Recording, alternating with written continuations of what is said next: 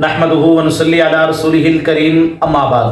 میرے دوستو، جب اللہ تبارک و تعالیٰ اپنے بندے کو اپنی رحمت سے نوازنا چاہتے ہیں تو کون سی نشانیاں ظاہر ہوتی ہیں، میں آپ کو بتلاتا ہوں، توجہ سے میری بات کو سنیں۔ حضرت بختار الدین کاکی رحمۃ اللہ علیہ بہت بڑے اللہ کے بزرگ گزرے ہیں۔ ان کے مرید تھے حضرت سلطان التمش رحمۃ اللہ علیہ۔ یہ بہت بڑے بادشاہ بھی تھے اور اللہ والے بھی تھے۔ انہوں نے ایک مرتبہ اپنے پیر یعنی حضرت بختار الدین کاکی رحمۃ اللہ علیہ کے پاس کچھ نذرانہ بھیجا، تو حضرت بختار الدین کاکی رحمۃ اللہ علیہ نے اس کے اوپر ناراضگی کا اظہار کیا اور کہا کہ سلطان، ہم اس کا آپ سے بدلہ لیں گے۔ اب بات آئی گئی ہو گئی، بات ختم ہو گئی۔ اسی دوران حضرت بختار الدین کاکی رحمۃ اللہ علیہ کا انتقال ہو گیا۔ جب ان کا انتقال ہوا تو اب بڑے بڑے لوگ صفوں کے اندر جنازے کے لیے کھڑے ہوئے ہیں۔ بڑے بڑے علماء، بڑے بڑے صلحاء، بڑے بڑے ولی اللہ، بڑے بڑے اللہ کے ولی لوگ، تہجد گزار لوگ جنازے کی پہلی صف میں کھڑے ہوئے ہیں، اور ہر بندہ یہ خواہش کر رہا ہے کہ حضرت بختار الدین کاکی رحمۃ اللہ علیہ کا جنازہ میں پڑھاؤں، یہ میرے لیے سعادت کی بات ہے۔ میرے دوستو، بہت بڑا نام تھا، بہت بڑے اللہ والے تھے۔ پورے ہندوستان کے اندر حضرت بختار الدین کاکی رحمۃ اللہ علیہ کا ایک نام تھا، لیکن کسی کی اتنی جرت نہیں ہو رہی کہ وہ نماز جنازہ کے لیے آگے آ جائے۔ چنانچہ اسی دوران حضرت بختار الدین کاکی رحمۃ اللہ علیہ کے جو خادم خاص تھے وہ یوں صفوں کو چیرتے ہوئے آئے اور سامنے کھڑے ہو کے انہوں نے حضرت بختار الدین کاکی رحمۃ اللہ علیہ کی ایک وصیت پڑھ کر سنائی کہ میرا جنازہ وہ شخص پڑھائے جس کے اندر یہ خوبیاں موجود ہوں۔ اب وہ خوبیاں کیا تھی کہ میرا جنازہ وہ شخص پڑھائے جس کی کبھی بھی تکبیر اولیٰ فوت نہ ہوئی ہو۔ نمبر 2، میرا نماز جنازہ وہ شخص پڑھائے جس کی کبھی بھی تہجد کی نماز فوت نہ ہوئی ہو۔ نمبر 3، میرا نماز جنازہ وہ شخص پڑھائے جس کی عصر سے پہلے کی 4 سنتیں کبھی قضا نہ ہوئی ہوں۔ اب یہ اتنی سخت شرطیں تھی، بڑے بڑے لوگ کھڑے ہوئے تھے، لیکن تمام کی تمام شرطیں کہاں کسی آدمی میں پوری ہو سکتی تھیں۔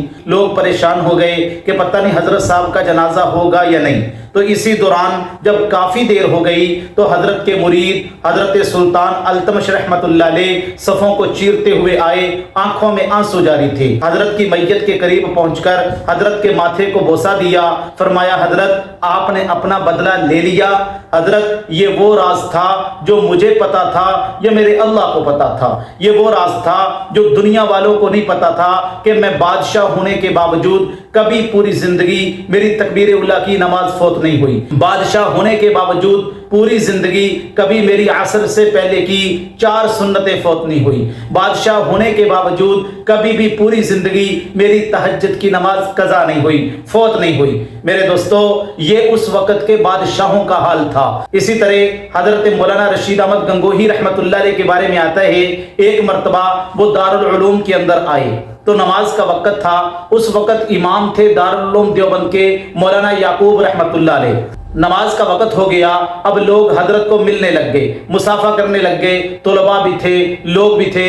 اب حضرت مولانا یعقوب رحمۃ اللہ علیہ نے جب وقت ہوا تو مصلی پہ کھڑے ہو کے نماز شروع کر دی، تو حضرت کو دیر ہو گئی ملتے ہوئے، مصافحہ کرتے ہوئے۔ اسی دوران نماز کے اندر شریک ہو گئے اور تکبیر اولیٰ فوت ہو گئی۔ جب نماز مکمل ہو گئی تو لوگوں نے دیکھا کہ گنگوہی رحمۃ اللہ علیہ بہت زیادہ پریشان ہیں، افسردگی کا عالم ہے، انتہائی پریشانی کے عالم میں ہیں۔ اب روب بھی اتنا تھا کوئی پوچھ بھی نہیں سکتا تھا۔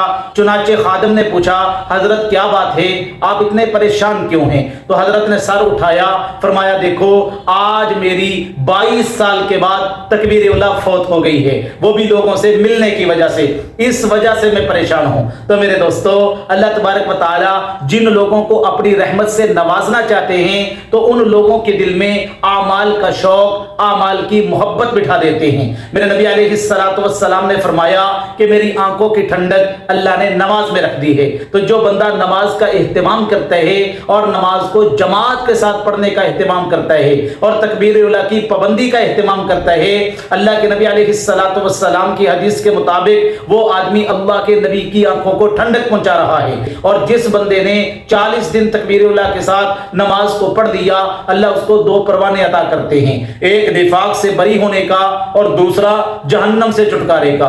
यानी वो बंदा मुनाफिक भी नहीं होगा और वो बंदा जन्नत में जरूर जाएगा। अल्लाह तबारक व तआला जिसको नवाजना चाहते हैं उसको दुआ करने की तौफीक अता फरमाते हैं, अपने से मांगने की तौफीक अता फरमाते हैं। मेरे दोस्तों, मांगने के भी बड़े ढंग होते हैं, मांगने के बड़े तरीके होते हैं। आपने बहुत सारे लोगों को देखा होगा जो मुस्तहिक भी हैं लेकिन उनको मांगना नहीं आता, अब वो महरूम हो जाते हैं। और कुछ लोग ऐसे होते हैं जिनके पास माल भी होता है, दौलत भी होती है, लेकिन उनको मांगने का ढंग आता है, मांगने का तरीका आता है, वो बहुत कुछ इकट्ठा कर लेते हैं। तो मेरे दोस्तों, अल्लाह तबारक व तआला से हमें मांगने का ढंग आ जाए, हमें मांगने का तरीका आ जाए। अल्लाह से यूं मांगे जैसे एक बच्चा अपनी माँ से मांगता है।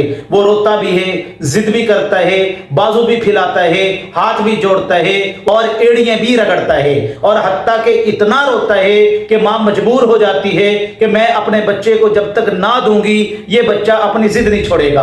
तो मेरे दोस्तों, अल्लाह तबारक व तआला से भी यूं मांगे कि अल्लाह तबारक व तआला से यही कहे कि मेरे मालिक, तेरे अलावा और कोई दर तो नहीं है जिस दर पे जाके हम हाथ फैला के वहां मांगे तो हमें मिल जाए। तो वो तेरा ही दर है, एक तेरा ही दरवाजा है, तेरे दरवाजे पे आके ही मांगेंगे। इय्याका नअबुदु व इय्याका नस्तईन, ए अल्लाह, हम तेरी ही इबादत करते हैं और तुझ ही से मदद मांगते हैं। जब बंदा अल्लाह तबारक व तआला से यकीन के साथ मांगता है और अल्लाह तबारक व तआला से दिल लगा के मांगता है, हाथ उठा के मांगता है, आंसू बहा के मांगता है, अल्लाह उस बंदे को वो चीज जरूर अता कर देते हैं। मेरे दोस्तों, दो चीजें वो हैं जिनको अल्लाह तबारक व तआला अपनी रहमत से नवाजना चाहते हैं, उनके दिल में डाल देते हैं। एक नमाज का शौक और एक अल्लाह से दुआ करने का शौक, अल्लाह से मांगने का शौक। उनको नमाज भी जमात के साथ पढ़ने की तौफीक मिलती है और उनको दुआएं मांगने की भी अल्लाह तबारक व तआला तौफीक अता फरमाते हैं। अल्लाह तबारक व तआला इन बातों को समझने की तौफीक अता फरमाए।